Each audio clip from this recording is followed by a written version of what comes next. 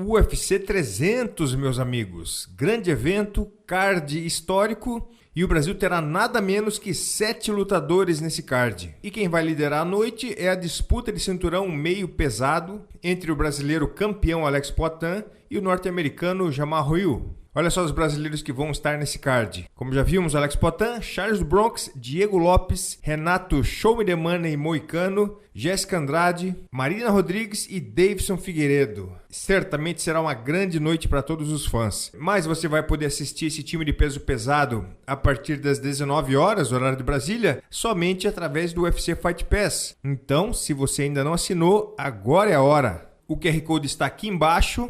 É só você apontar a câmera do celular para esse código que vai diretamente para o site. Dito isso, vamos à nossa análise prévia. Como é um quadro ainda novo no canal do UFC Brasil, vale destacar o que é uma análise prévia. A gente pode dizer que enquanto o De Olho na Luta é uma análise pós-luta, uma análise profunda e detalhada da parte técnica e estratégia do que já aconteceu na luta, a análise prévia é o pré-combate. Também é uma análise minuciosa, tanto da parte técnica como estratégica, porém se trata do que pode acontecer na luta. E vale lembrar também que a análise prévia não é adivinhação. Nós apenas consideramos que os dois lutadores entrem para lutar da melhor forma, na melhor capacidade física, técnica e emocional. Não tem como prever aqui se o lutador dormiu mal, treinou mal, está lesionado ou abalado psicologicamente. Todos são seres humanos e essa ciência com certeza não é exata. Cada luta é uma história diferente. Mas para essa luta entre Charles e Tsarukyan, eu espero como torcedor brasileiro que a teoria se concretize na prática também.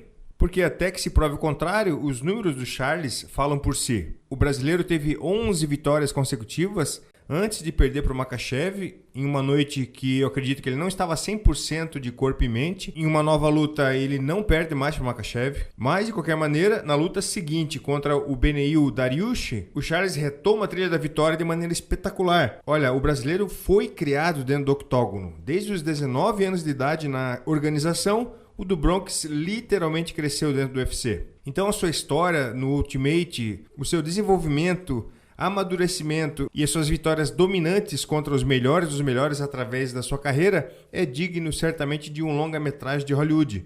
Mas esse filme, depois que passar nos cinemas, é apenas a parte 1. É o piloto, porque a história do Charles ainda não terminou e o seu legado ainda está sendo moldado por mais alguns anos. Por isso, eu nunca vou entender o porquê alguns fãs ainda subestimam a sua capacidade. Ou subestimam a genialidade do Charles, ou superestimam a capacidade do adversário de vencer o do Bronx. Não sei exatamente o que é. De qualquer maneira, mais uma vez, o Charles do Bronx está entrando como azarão, que eu acho uma loucura, mas eu não sei. As pessoas eu acho que não entenderam que o adversário do jovem Tsarukyan é o Charles do Bronx Oliveira. Olha, o jovem russo tem apenas 27 anos e com essa qualidade toda, certamente o Arman também será campeão. Inclusive, pode não demorar muito, mas não é ainda exatamente o momento. Eu acredito que não será às custas de Charles do Bronx. Sabemos que o Arman ainda não lutou com os melhores dos melhores, como o Charles, e também não finalizou ou nocauteou os melhores dos melhores, como o Charles fez inúmeras vezes. Mas vamos lá, vou puxar aqui alguns pontos técnicos e estratégicos que eles poderão trazer para esse combate. Primeiro, do lado do Arman Tsarukyan. O Tsarukyan vai procurar explorar as brechas na defesa do Charles do Bronx na luta em pé. O Charles tem um estilo de luta mais estático, defensivamente, sem se movimentar muito e sem tentar evitar os golpes do adversário na movimentação. Esse estilo ele se dá pela sua confiança no chão, já que ele pode ir para cima o tempo todo sem medo de ser quedado. Se o adversário fizer isso, estará fazendo um favor para o Charles, mas 95% dos adversários não vai querer se arriscar no chão. Então eles se tornam mais acuados pela pressão do Charles. Eu, por exemplo, na minha carreira de Muay Thai e Kickboxing, com mais de 35 lutas e a maioria por nocaute, ela foi feita apenas eu na quinta marcha, para frente. Não dava um passo para trás. Aí quando eu migrei para o MMA, eu precisei reaprender a me adaptar à movimentação no octógono para evitar as quedas. E isso foi extremamente difícil para mim. Agora, com o Charles do Bronx, o que era um problema para mim, é uma grande vantagem para ele. Então isso o Arman vai explorar. Explosão nos golpes em pé. O Arman tem a estrutura um pouco menor em comparação aos outros atletas dessa categoria, mas até agora ele compensou essa desvantagem com muita velocidade e muita explosão nos seus golpes. Ele é explosivo na mão, tanto com os golpes isolados, como nas combinações de 1-2. E principalmente as suas pernas. E com certeza ele vai explorar os chutes médios e altos com combinação de mão como finta para soltar o chute em seguida. E falando em chute alto do Tsarukyan, eu até acho que é meio perigoso trabalhar muito a esquiva de cabeça nessa luta. Porque o Tsarukyan tem um chute muito rápido, muito explosivo, só que antes ele joga a mão em forma de finta para fazer o adversário esquivar e então ir de encontro ao seu chute.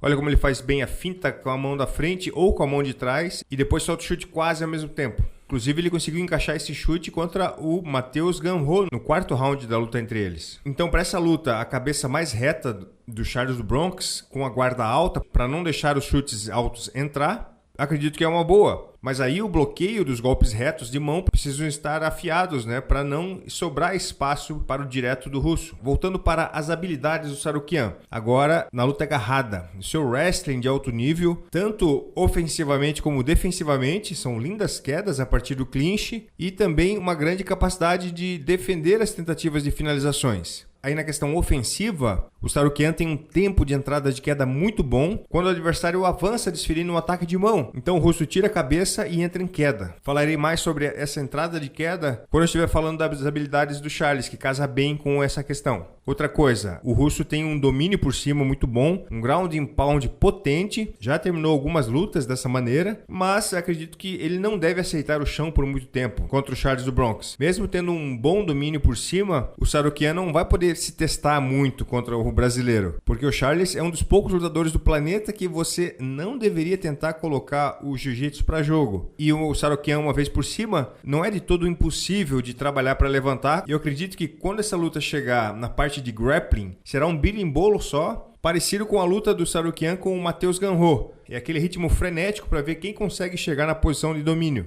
Porque quando o Tsarukyan querer entrar em queda, o Charles gosta de continuar o movimento, continuar o fluxo, tentando encaixar uma finalização em vez de defender. Assim, rapidamente ele passa de defensor para atacante. E agora, o que o Charles do Bronx vai trazer para esse combate? Primeiro, o seu boxe. Cara, ele tem melhorado a cada luta a sua trocação. O Charles tem a mão de pedra, nocauteador. Ele já venceu muitas lutas com apenas um golpe. E a sua capacidade de nocautear é tanto com a mão da frente como a mão de trás. Aquela que pegar primeiro causa estrago. O Tsarukyan é um excelente atacante na parte de boxe também, muito explosivo, mas ele não é tão excelente como defensor, principalmente quando ele anda para trás. E o Charles é um sniper nos seus ataques de mão. Ele anda para frente, pressiona, é preciso nos seus golpes, além de ter essa mão de pedra. É possível ver o Charles do Bronx em alguns momentos do combate conectando a sua combinação muito forte, direto, cruzado e direto, que ele pode muito bem derrubar o adversário ou apenas balançar o russo e obrigá-lo a entrar no estado de emergência, entrando numa queda de maneira precipitada e aí sendo imediatamente surpreendido com uma guilhotina, porque o Tsarukyan certamente vai querer fazer algumas entradas de queda. Só que a maneira que ele entra é um prato cheio para o Charles encaixar uma guilhotina, que já vimos muitas vezes isso acontecer quando o adversário ataca a perna da frente com a cabeça por fora. Quando o arma estiver sendo pressionado, ele vai querer entrar em queda. E aí o Charles está preparado para essa entrada com a cabeça por fora, ou até mesmo com a cabeça por dentro, não importa, porque se o adversário entra com a cabeça por dentro, o Charles mesmo direciona para fora para encaixar a guilhotina, assim como ele fez com Kevin Lee. Ainda na parte em pé, temos a joelhada de encontro, uma joelhada solta, leve, rápida e pontiaguda. O brasileiro consegue minar muito os adversários com esse golpe. E como ele não precisa se preocupar em ser derrubado, ele solta essa joelhada com tranquilidade e confiança. E uma opção que eu pensei aqui, que seria legal, é o Charles utilizar essa joelhada depois de uma finta de mão, porque o Tsarukyan gosta de entrar em queda no mesmo momento do ataque de mão do adversário. Então, se fizer uma finta de boxe para o russo entrar, o Charles pode tentar pegá-lo com uma joelhada subindo enquanto o Tsarukyan desce. Olha esse lance aqui, o adversário finta a mão para colocar o chute, aí o Tsarukyan acha que seria um golpe de mão completo, ele tira a cabeça para dentro e entra em queda. Até tomou o chute, mas conseguiu colocar o adversário no chão. Agora imagine se fosse uma joelhada rápida em vez do chute. Poderia pegar de cheio o Tsarukyan descendo. Olha esse outro lance aqui, onde o adversário desfere uma joelhada e depois um direto. Imagine se é ao contrário a ordem dos golpes. O direto primeiro, depois subindo com a joelhada. E aí, complementando a habilidade do Charles de levantar esse joelho rápido, nós temos o chute frontal. Esse chute faz a alma do adversário fugir do corpo. E esse golpe é muito possível de ser conectado porque o Arman Tsarukyan, ele luta com a mão esquerda bem à frente, se tornando mais difícil de se aproximar dele sem tomar um golpe de encontro. Só que essa postura deixa a linha de cintura mais exposta e isso pode ser um prato cheio para os frontais do brasileiro. A grande realidade é que os adversários não têm noção do peso da mão e a força do Charles do Bronx, só quando eles chegam frente a frente com o brasileiro. Justamente porque o Charles é um finalizador genial, muitas pessoas, inclusive seus adversários, esquecem da sua extrema qualidade e pegada na trocação. Para mim é o seguinte, no quesito ser magro, longilíneo e por trás dessa estrutura corporal esconder uma força de gorila, o Charles me lembra muito o Poatan, um somatotipo totalmente ectomorfo, porém com ossos revestidos de adamantio, né, meu amigo? O Charles, mesmo não carregando seus golpes, seus jabs diretos e cruzados, que saem sem alarde, sem preparação, mas quando pega é um abraço pro gaiteiro. O Charles já mostrou em outras lutas que tem a capacidade de conectar um cruzado bomba, como esse que o Joaquim Silva conectou. Deu para ouvir lá em casa esse golpe explodindo no coco.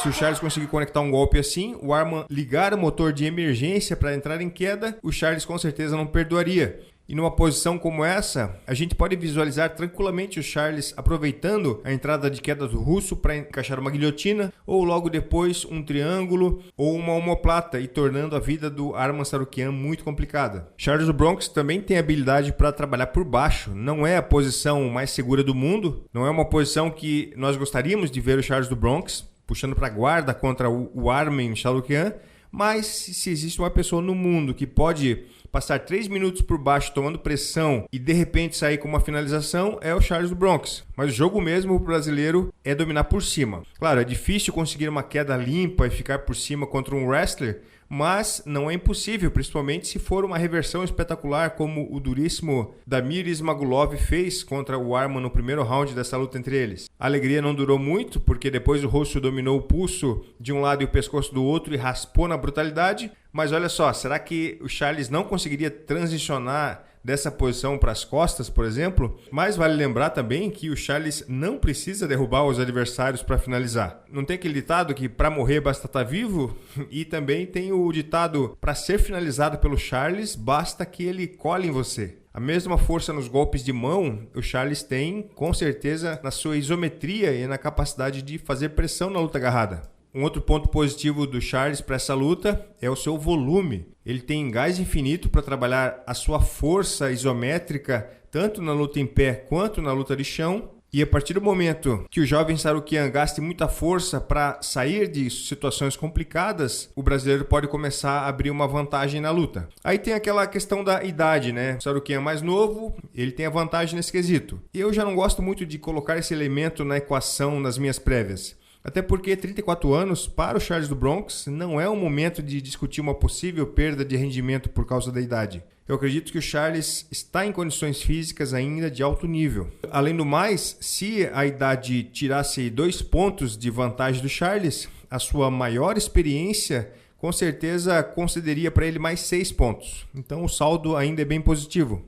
E aí quem vence? Olha, os dois vêm de vitória triunfal em cima do Dariush, então eles chegam confiantes, chegam vitoriosos para essa luta, que eu acredito que junto com a luta do Gate contra o Holloway, essa do Charles contra o Tsarukyan pode ser uma forte candidata à melhor luta da noite. O Tsarukyan vai trazer tudo que sabe fazer muito bem, desferir golpes de mão e chutes explosivos, inclusive conectar alguns deles. Vai tentar várias quedas em cima do Charles, possivelmente vai conseguir executar alguma, até parecendo que foi fácil, levantando aquela dúvida e preocupação na nossa cabeça, mas eu não acredito que o Arman terá a força para dominar o Charles no chão por pelo menos 2 rounds para conseguir levar a vitória por ponto. E aí a pressão em pé do Charles e a pressão da luta de chão, eu acredito que será demais para o jovem Tsarukyan aguentar por 15 minutos.